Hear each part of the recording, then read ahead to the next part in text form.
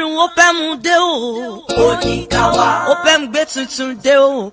Online prayer. Ìpàdé ẹlẹ́kan lóṣù o. Ẹ tẹ́tí gbọ́. Lọ́sẹ̀ kẹta nínú oṣù ni. Jẹ́ ká gbàdúrà o. Power of His Evangelical Ministry is here again with online Facebook prayer program, which comes up on every third Thursday of the month that will transform your life totally. Jésù Akinisori Asore Kiride. Gbígbóná ogun dákẹ́jẹ́ gìrìgìrì ogun ṣe wọ̀. Lórúkọ Jésù kí gbogbo eku máa wólẹ̀. Níbi ìpàdé àdúrà Thursday kẹtàkẹtà olóṣooṣù tí máa ń wáyé lẹ́ẹ̀kan lóṣù every third Thursday of the month ní Power of His Evangelical Ministry. Iṣẹ́ ìránṣẹ́ àlàáfíà Kristi níbi tẹ́yìn mọ́ ti máa ń pàṣẹ iṣẹ́ ìtura àdúrà àti sin yàrá òkè ní 9 to 10 p.m. ní open Facebook page tẹ open like ẹ follow ẹ àdúrà àti sin yàrá òkè upper room service kí ló lélẹ́lẹ́ tó bá kí ló fàfàfà tí ò tóra wọn ẹ̀kọ́ àtàn òsì àdópin wà á dá láyọ̀ ọlọ́run tó sọ fún mara ọlọ́run tí ò korò mọ́ ti ṣe tán láti yanjú gbogbo òṣòro ayé rẹ ó yá tẹ̀lé wa ní Facebook page wa open like ẹ follow ẹ kó o lè máa rí wa wò déédéé telephone 0705-5080-4352 tàbí 0709-3919-8946 for enquiries. Like and follow us on our Facebook account at open and you can also subscribe to our YouTube channel Open TV or our website www.openministryinternational.org. Remember to follow us and like us on Facebook. With God, all things are possible. Àdúrà ti sin yàrá òkè o. Upper room prayer. Ogun iṣẹ́ ìdèmjà. Àǹdá ìkólọ́ padà o. Ògo fún Ọlọ́run ní òkè ọ̀run. Ọlọ́run mà ṣe. Ọlọ́run wákàtí àlàáfíà. Adúpẹ́ agbẹ̀yìngà fún àánú. Láti January wá títí di December kì í ṣe ìrìn àjò kékeré. Ojú rí o, etí sì gbọ́. Ẹnu wa kò lè sọ tán nípa ohun tí ẹ ṣe.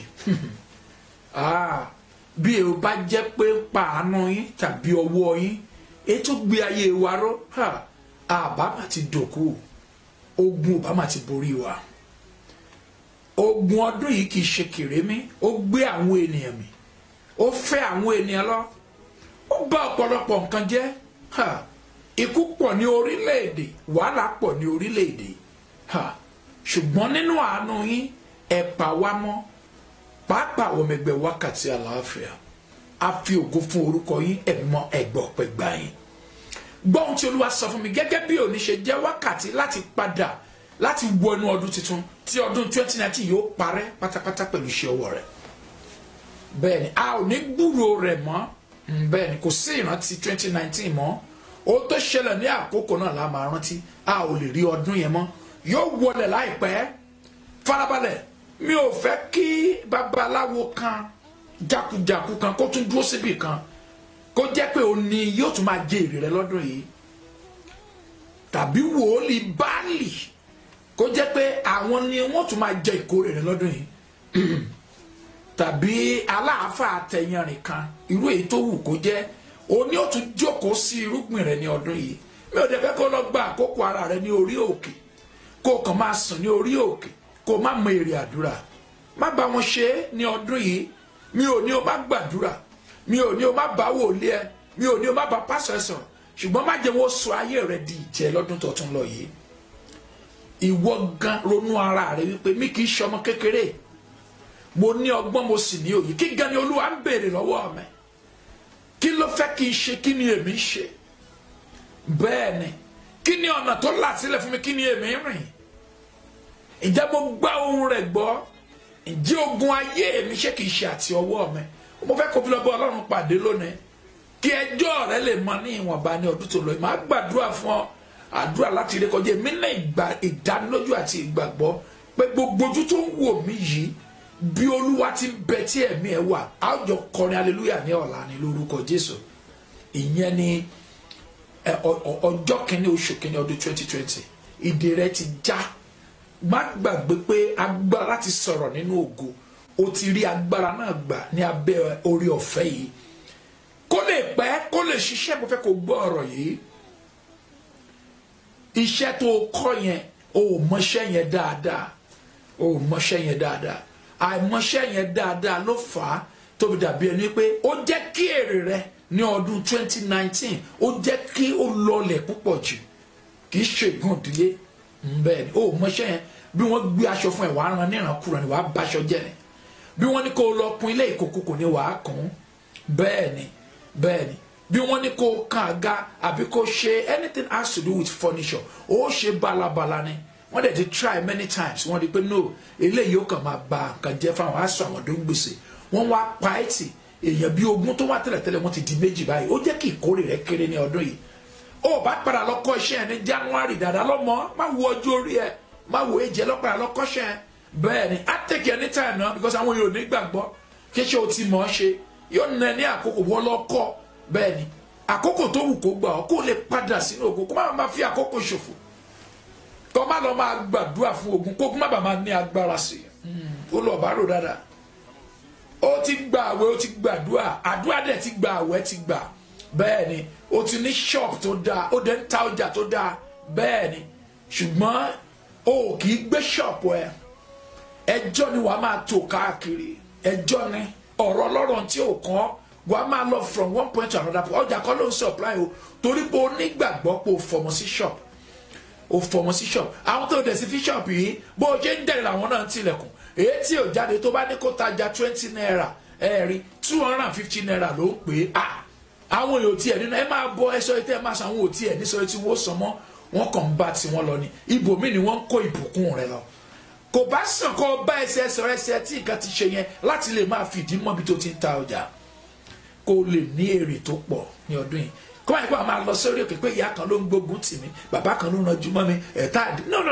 kó wáyé pé wọ́n gangan ní ogun ara rẹ̀ ọmọ ẹgbẹ́ yìí a ò ní tàn ọjọ́ o bẹ́ẹ̀ ni a ò ní tàn ọjọ́ bó ti kó mọ́ a ó sọ òtítọ́ àti òdodo bẹ́ẹ̀ mi bá lè gbàdúrà fẹ́ tí ogun yọ lẹ́nu bí ọ̀run bá lè gbóhùn mi láti fi àṣẹ sí ohun ẹ̀ ọ gbọ́dọ̀ lè gbọ́n tí èmi náà sọ fún ọ tó ń yọ ara rẹ lẹ́nu bẹ́ẹ̀ ni ìwọ gan lọ fa èrè rẹ ìtọ́ tó bá ti kó ọjà jọ báyìí èrè tó fẹ́ jẹ lórí ẹ̀ ọjọ́ kan náà lọ fẹ́ jẹ gbogbo èrè yẹn wọ́n dẹ̀ ti mẹ́pọ̀ jẹ wọ́n òdò tiẹ̀ lọ kọ́ bí a ṣe ń jèrè kékeré ká lè tètè máa ta àwọn nǹkan ta ní ká lè máa gba òmíràn bẹ́ẹ̀ ni olóòrò ọkọ̀ fẹ́ ìwọ gan wo bó ṣe tó bá lọ wo mìíràn wo bó ṣe rí wàá ṣu ẹnu jọ nígbà mìíràn ojú yẹn wàá kójọ kò ní ṣe é wò even pastor nílé tóòsì ẹ àbí kò nílé tóòsì ẹ ẹni tí ó pastor tí oníyàwó mọ sọ kò nílé tóòsì àwọn tí ẹ jẹ èèyàn Ọlọ́run tí ò yẹ kí wọ́n ti ẹ lè yan bọ wípé wẹ òun kò tó bá ṣàtì kó ti jẹ tó dáa wọn ojú ẹ ò nílé jẹ kí wọ́n ti ẹ lè pè ẹ ká tó a máa sọ àwọn tó wà nínú ayé tí wò tí ẹ kí ẹ tiwọn tó jẹ pé ẹni tí wọ́n bá sùn tí wọ́n á fi sílẹ̀ tí wọ́n á fi ṣẹ̀sìn ni wọ́n wá káàkiri jẹ́ kójú ẹ sọ̀kalẹ̀ máa smile ní ọdún tó ń lọ ìpín àyẹ̀pẹ́ ló ń dí ọ lọ́wọ́ bẹ́ẹ̀ ni wọ́n yẹ pé kí ni wọ́n yẹ pé òun ló ń dí ọ lọ́wọ́ ọ̀pọ̀lọpọ̀ ohun tí ọmọ ń pẹ́ ẹ̀ lọ́lọ́ dáwọ́lé iṣẹ́ tó mọ̀ ń pẹ́ ẹ̀ òun lọ ṣe kí ni òun lọ dáwọ́lé òwò tó mọ̀ ń pẹ́ ẹ̀ òun lọ ṣe kí ni òun lọ dáwọ́lé so ó mọ̀ bó ṣe lè ṣe òwò yìí ó ní ọgbọ́n lórí ẹ̀ ó kàn gbọ́ pé ọjà ń ta wàràwàrà ni lọ ṣe ìjì ẹ̀ lọ bọ́ sí nǹkan tó lè ṣe bẹ́ẹ̀ ni lọ bọ́ sí bẹ́ẹ̀ lẹ́yìn tí ẹ̀ ń kàwé náà lọ́wọ́ kọ́ọ̀sì wo ló lè bá ọpọlọ rẹ lọ tí ò ní fún ẹni tó tẹ́tẹ́ pé ìwọ gan fúnra rẹ gan o ti ní interest nínú ẹ̀ má lọ ṣe tí lágbájá ṣe ti yẹ má lọ ṣe tí lágbájá ṣe tí agbára ò bá gbé lọ láti rí lọ wá kọ́ọ̀sì mi láti ṣe Ọlọ́run ló ń gbé ènìyàn ga bẹ́ẹ̀ ni o lè ṣe anything kó ju ẹ tó rí di lọ tó rí di mẹ́sìn lọ bẹ́ẹ̀ ni nínú àwọn iṣẹ́ ìsìn rẹ ní ọdún yìí tó ṣe lọ ọ̀pọ̀lọpọ̀ àwọn nǹkan ló ṣe níbẹ̀ tó dàbí ẹni wípé ó mú èrè rẹ fà sẹ́yìn ó jẹ́ kí àdúrà rẹ ó fà lọ sẹ́yìn ohun tó yẹ kó o béèrè kọ́ ló ń béèrè bẹ́ẹ̀ ni ó yẹ kó o béèrè fún ọgbọ́n ìṣẹ́gun ló ń béèrè lọ béèrè fún agbára ìfihàn láti lè béèrè dáadáa láṣẹ kí ni láti lọ béèrè tí wọ́n bá gbé owó fún ọ orí kọ́ńtàtì gbà nítòótọ́ bó ṣe gba owó yìí ó bá ti gba owó báyìí tó gbowó ṣe báyìí wà á máa sá káàkiri wọ́n máa wẹ̀ káàkiri wọn ò ní rí ẹ àwọn ètò àmọ̀ yìí pé iṣẹ́ tó ń ṣe nìyẹn o ti ṣe fún wa o ti ṣe fún bíbọ̀ sí ó dórí dí wọ́n ti gbọ́n mọ́ ẹ lọ́wọ́ so ohun tó yẹ ká máa gbé fún ẹ wọn ò lè gbé fún ẹ mọ́ ṣé o ti yẹ ó di wàhálà o máa ń ṣe jura ẹ lọ o máa ń báwo èèyàn compete náà wà lágbára ló ń bá compete láyé tiẹ̀ bẹ́ẹ̀ ni o fẹ́ ṣe òkú bí òkú àwọn olówó kan tí mi ò lè dákọ ọ̀rọ̀ yìí pàápàá èèyàn múlẹ̀dẹ̀ Nàìjíríà ẹ pín ọ̀rọ̀ yìí fún àwọn èèyàn kan lè ní èrè ká má máa dàbẹ́ ni pé ọ̀tọ̀ ni wọ́n máa fi oògùn làpálàpá wo làkú ègbé fún ọ ohun tí ò ṣe ọ ni wọ́n máa ríran pé ó ṣe ọ nígbà tẹ́pọ̀ ọ̀gá ló ń yọ rẹ lẹ́nu àláwọn tó lè ra ọ̀pá jẹ tí wọ́n lè ra bàbá àtìyá rẹ tó jẹ́ pé ìwọ ọgbọ́n tí wọ́n bá wù ọ gan bóyá kò sọ́nà tó lè gbà bá wọn dọ́gba àwọn ló ń bá sáré àwọn tó lè sọ ọ́nù ló ń bá sáré bí wọ́n bá ṣe òkú tán pé eléré tán pè yẹn wà lọ́ máa dájọ́ òníwọ̀n náà fẹ́ pè kábèsí Olúwa bí wọ́n bá ṣe òkú tán gba ọ̀lù lálá wà lọ́ máa dájọ́ ohun tó ń ṣe tó fún ẹ ní problem nìyẹn ṣó ti yẹ stop láti máa wá òkìkí kiri òkìkí tó ń wá káàkiri á jẹ́ kó máa sáré á tètè máa rẹ̀ ẹ́ Ọlọ́run ló fún yàn ní òkìkí bẹ́ẹ̀ ni Ọlọ́run ṣe kí ni o ló fún yàn ní òkìkí ago aláago lọ wò sáré láti January di àkókò yìí yé wo ago aláago mọ́ ṣe nǹkan tó wà nínú ẹ̀ ara wà nínú ẹ̀ develop ẹ̀ ẹ̀mí Ọlọ́run ní kí n gbàdúrà fún ẹni tó ní ìgbàgbọ́ bẹ́ẹ̀ ni tó ṣe kí ni o tó ní ìgbàgbọ́ lónìí ọ̀pọ̀lọpọ̀ àwọn nǹkan ló ti ṣe bẹ́ẹ̀ ni tó fa ìrìn àjò rẹ sẹ́yìn èyí ni kó bá Ọlọ́run sọ ní àṣálẹ́ yìí ká fún ọ ní ìmọ́lẹ̀ àti òye rere láti bọ́ àti láti ní èrè ní ọdún tó ń lọ yìí bẹ́ẹ̀ ni láṣẹ kí ni láti ní èrè ní ọdún tó ń lọ yìí agídí pọ̀ fún ẹ agídí yẹn dá wàhálà lẹ̀ fún ẹ agídí mo gbọ́ tán mo mọ̀ tán o listen sí ọ̀rọ̀ àwọn òjíṣẹ́ Ọlọ́run o listen sí ọ̀rọ̀ bàbá àti ìyá rẹ o listen sí ọ̀rọ̀ rẹ ní tó bá ti lóṣè náà lóṣè kí lè tó wá rí ní ọdún 2019 yẹn ọdún yẹn tó kọjá lọ bẹ́ẹ̀ ni o ní ẹ̀mí agídí bẹ́ẹ̀ ni ìbínú bá nǹkan jẹ́ mọ́ ọ lọ́wọ́ ní ọdún tó lọ yẹn ọdún tó ń lò yìí lọ́lọ́ tí ó kọjá lọ ìbínú ni olóba májẹ̀mú jẹ́ ló bà lérí jẹ́ olóba gbogbo àti ìlérí jẹ́ olóba jẹ́ ìbínú àbípajúdé yẹn òun ni bẹ́ẹ̀ ni olófà kínú karùn-ún yàn ṣù ká máa bínú sólóore oná fi bọ́ ọjà ní ọdún 2019 gbogbo àwọn tí ó ràn ọ́ lọ́wọ́ pátápátá gbogbo nínú kan bí ẹ sí bẹ́ẹ̀ ni inú àákàn ru ni ó wá ń da sísẹ̀mù ẹrú kò jẹ́ kó ní ọpọlọ bẹ́ẹ̀ ni nǹkan wọ̀nyí ló gbọ́dọ̀ gbàdúrà fún kó tó béèrè fún ìṣètò tó Olúwa mọ nǹkan tó yí ayé rẹ wo ẹ jẹ́ kí n sáré gbàdúrà fún ènìyàn kí wákàtí náà tó ré kọjá mo gbàdúrà wákàtí tó kù yìí tó fi ré kọjá sí 2020 ìfihàn láti bọ́ nínú ogun rẹ lórúkọ Jésù rí ìfihàn náà gbà ṣàmì dáadáa bó dẹ̀ ṣe ń ṣàmì ẹni o máa pín mẹ́sẹ̀jì yẹn mo gbàdúrà fún ọ ètùtù fún ogun ayé ẹ gangan bẹ́ẹ̀ ni ohun tó jẹ́ ètùtù fún ogun ayé ẹ ọ̀nà àbáyọ sí ìṣòro yìí kábíyèsí Olúwa lórúkọ Jésù ọ̀run kó fi hàn ọ́ bẹ́ẹ̀ ni agbára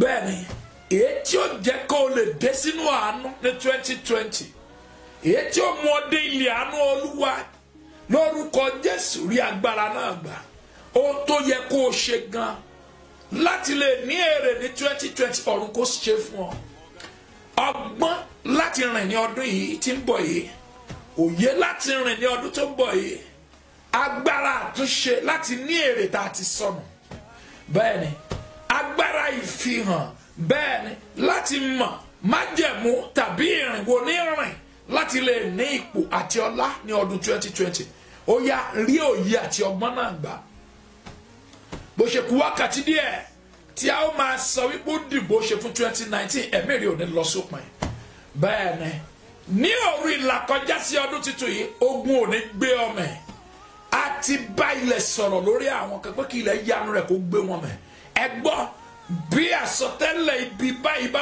wà lórí ayé ẹ pé kí ilẹ̀ kó panudé mọ́ ní ìgbà tó kù wákàtí tó kù tí òrùn ọdún yìí ó fi wọ̀ lórúkọ Jésù ìpinnu náà kó dire àti ayọ̀ fún ọ ọ̀nà tó ń gbà ajá ayé rẹ lógun ẹ̀mí mọ́ kó sọ fún ọ̀nà àti bọ́ lónìí bẹ́ẹ̀ ni àlọ́ mọṣẹ́ yẹn ó yẹ kó lọ tún kọ́ náà tó o bá tún kọ́ it's just like bí ìgbà téèyàn kan prolong issues náà ó sàn kó lọ tún iṣẹ́ yẹn kọ́ máa dúró sí ṣọ́ọ̀bù ẹ tá bá gbéṣẹ́ fún ẹ kó o ṣe gbogbo àwọn nǹkan tí mo ti sọ àti àwọn nǹkan mìíràn tí ń jẹ ayé rẹ lógun èyí tó jẹ́ kí ayé rẹ wà ní ojú kan lórúkọ Jésù ogun náà lónìí kó fi ayé ẹ sílẹ̀ ó máa yan bọ ni owó ọkùnrin tó ga ọkùnrin tó kúrò ọkùnrin tó ṣe ẹbọ yíyàn ló kó bọ ọdí àkókò yìí ó sì lẹ tí ìwọ tó kún wà lára ìwọ tó ti fi àmì sí ẹ lára kábíyèsí lọ tí mo fẹ́ kó ní ọkọ bó ti wù kó mọ bẹ́ẹ̀ ni wọ́n fẹ́ kó ní ọkọ kankan rárá àwọn tó dẹ̀ ń gbé wá síwájú ẹ àwọn tó dátọ́ fẹ́ yẹn àwọn tí ó yọ ọ lẹ́nu rẹ ṣùgbọ́n àwọn tí ń gbà kìí ṣe tó wù ọ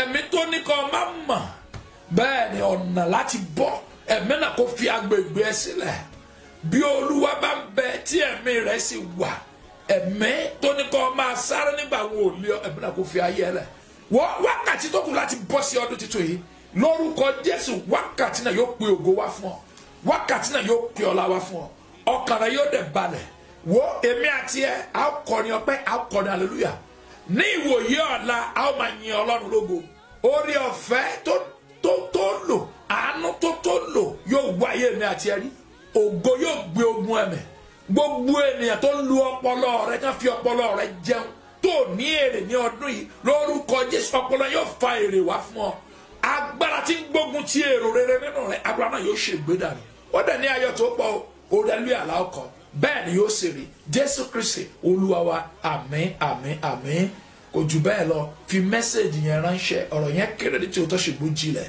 ohun tó ń di ọ lọ́wọ́ ní 2019 tá a gbé sínú ara àwọ̀ gangan tí ń yọ ayé rẹ lẹ́nu gbàdúrà sí Ọlọ́run kó fi ayé rẹ àwọn onítìná tún agbára wọn ṣe olùbálì àwọn atẹyẹn ni àwọn onífá wọn ń wo ọ̀nà wo ló tún dára tí àwọn lè gbà mú ọ dáadáa tí àwọn fi jí ọ dáadáa ní ọdún 2020 ronú ara ẹ má lọ máa fi ogun tí èsì tí má fi sínú ara ẹ bẹ́ẹ̀ ni má lọ máa waste time lọ sórí òkè lọ dúpẹ́ ni kó má dàbẹ́ ní pé ọ máa gba àkókò rẹ bí o fẹ́ kó gba àkókò ẹ ìwọ ló yọrọ ẹ lẹ́nu ní ọ̀pọ̀lọpọ̀ ìgbà ọ̀nà tó bá gbà yọrọ ẹ lẹ́nu kọ́ ọ lọ mọ́ bọ́ọ̀ bá dẹ̀ yọrọ ẹ lẹ́nu a ti gbàdúrà fún ìṣẹ́gun lórí ayé ẹ ń bá gbógun tì ọ́ yóò rí ogun ẹ ń bá gbé wàhálà tì ọ́ yóò rí wàhálà ààbò Ọlọ́run yóò wá dájú lórí ayé tiẹ̀ bẹ́ẹ̀ ni yóò rí o Jésù Kristi Olúwa wa àmín àmín àmín èmi ni ẹ̀rí kan ó dàbọ̀.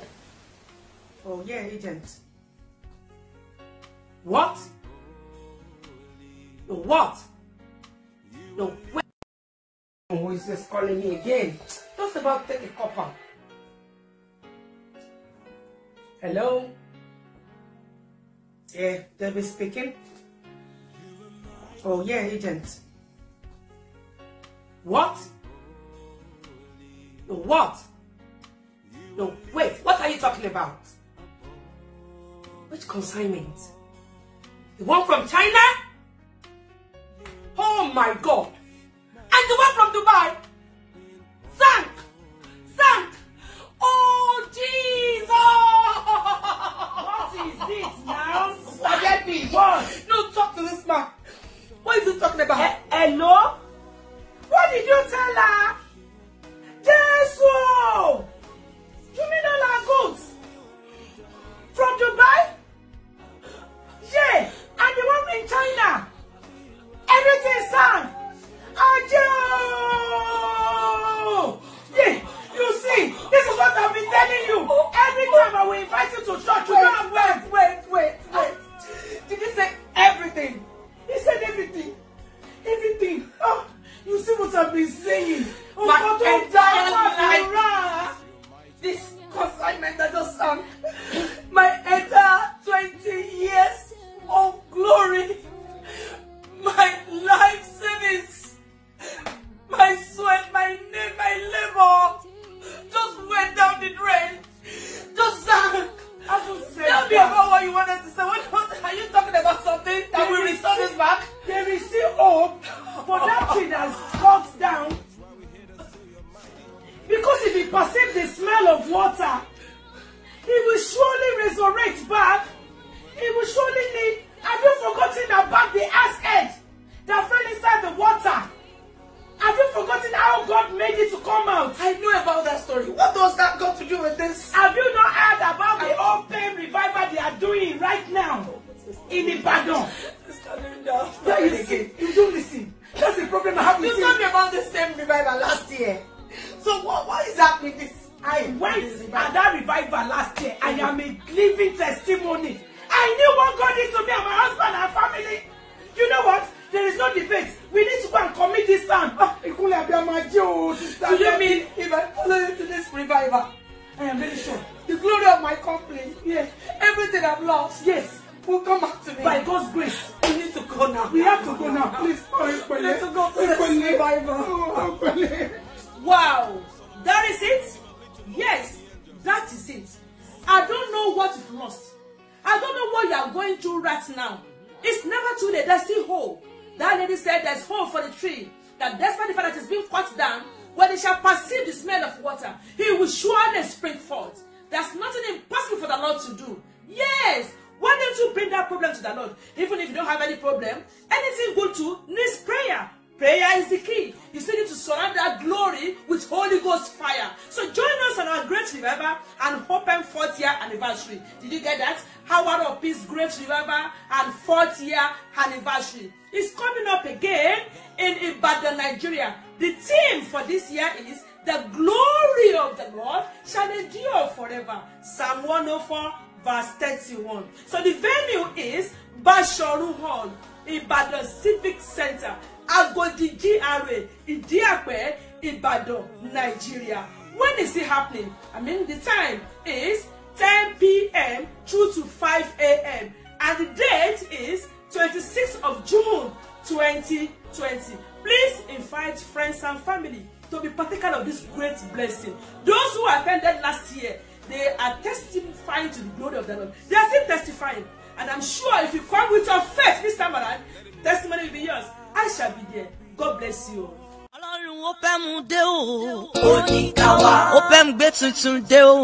Online prayer. Ìpàdé ẹlẹ́kan lóṣù o.